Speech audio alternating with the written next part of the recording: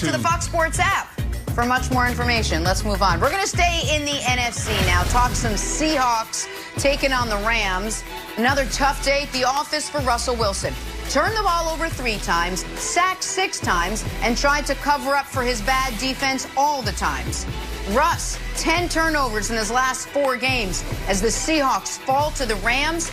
Brandon, Seattle's dropped 3 of their last 4 games now. Are you starting to think of these guys as pretenders after dropping to 6-3? Absolutely not. They're just playing really bad ball right now. Think about it. We've been crushing this defense, and then they held them to 23 points yesterday, the LA Rams. But then offensively, they have a couple issues. Number one, you have to protect the quarterback. Everything you do. Their offensive line, they're not doing a great job of that.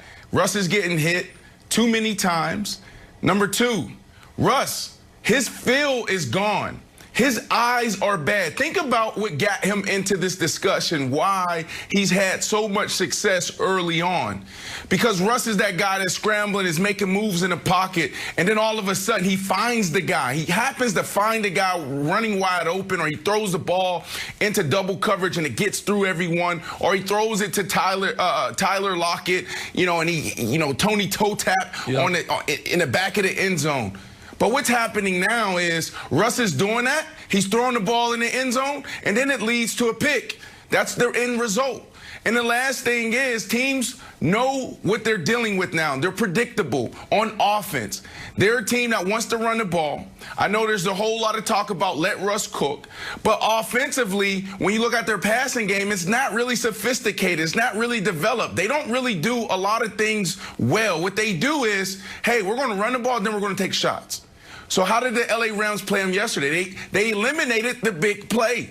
So when you look at, what the Seattle Seahawks is dealing with right now, they're all fixable issues, but they should be concerned because if they don't turn this around quickly, then they're going to see themselves in a very vulnerable position.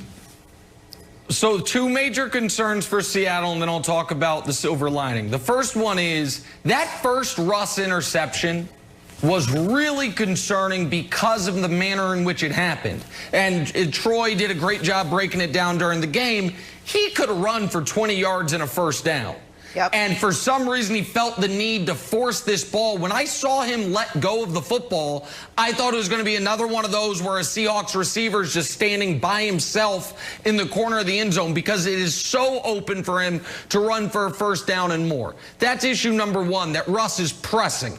I mean, the interceptions over the last 4 games, the fumbles now, 3 fumbles, 8 picks over the last 4 games. That's a big, big deal. That's the first point. Second point is this. DK Metcalf got shut down by Jalen Ramsey. Now, Jalen Ramsey might be the best corner in the league, so you can say that's an outlier.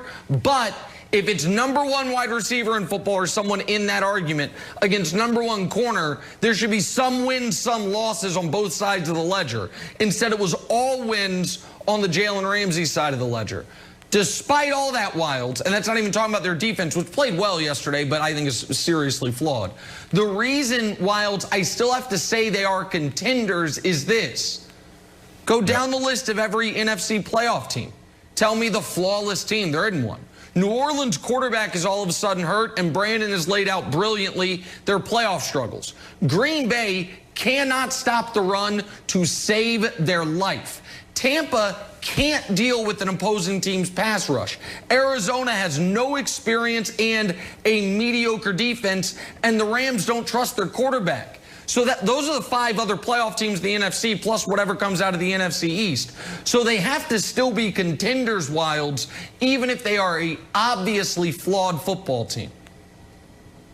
So, Brandon, just not to pile on DK, but I want to play a game called Is This Something or Nothing? So DK wasn't even targeted until late in the 3rd quarter. He ends up with 4 catches for 28. His other previous worst game was against Patrick Peterson, 2 for 23.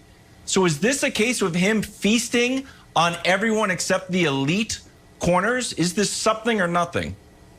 You know, I got to be honest here. I don't know. I'm not going to sit here on television just because I occupy the seat and give a take. You know, there's so much that can go into this. You know, when I was in Denver and we had Nnamdi Ansawal on the other side when he was playing for the Oakland Raiders, and he was considered probably the best one-on-one corner at the time, we would literally go into games and say we're not throwing his way, and it would tick me off. I would say I'm emerging #1 wide receiver, and I'm playing really well right now, and you're not going to give me an opportunity when I'm on the side of Nnamdi's, and I didn't get it. So there's a lot that we don't know. The game plan could have been tailored to go away from those #1 cornerbacks. And then also, you know, it took me 3-4 years to really develop as far as a receiver at the line of scrimmage going against men. Now, it's a difference between going against cornerbacks and going against Jalen Ramsey, Patrick Peterson.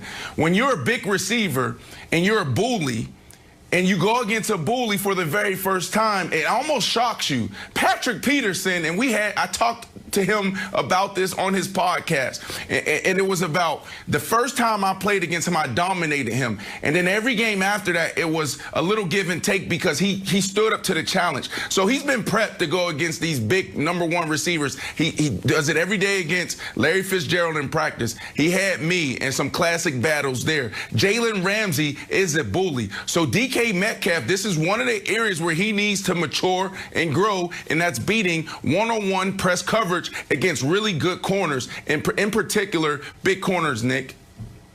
I want to circle back to the Seahawks as a whole for a moment, because I obviously can't add anything more than you did about the #1 receiver against another #1 corner. I think we could get to the postseason and not have any real idea how good Seattle actually is. Because Seattle right now doesn't have a single great win. The best team they've beaten is Miami, and that was Miami pre-Tua. No disrespect to your guy Fitzpatrick. After the Arizona game, Seattle plays, and I believe this is the order, Philly, Giants, Jets, Washington. That's 4 in a row. So they can get to 10, 11. They have the San Francisco week 17.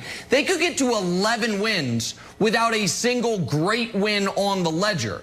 So I think we're going to have real question marks, Jenna, about how good Seattle is against high-level competition even come January, unless this Thursday they beat up on the Cardinals. If this Thursday they not only beat the Cardinals, but beat up on the Cardinals and send a message, the division goes through them, that'll be meaningful. But if this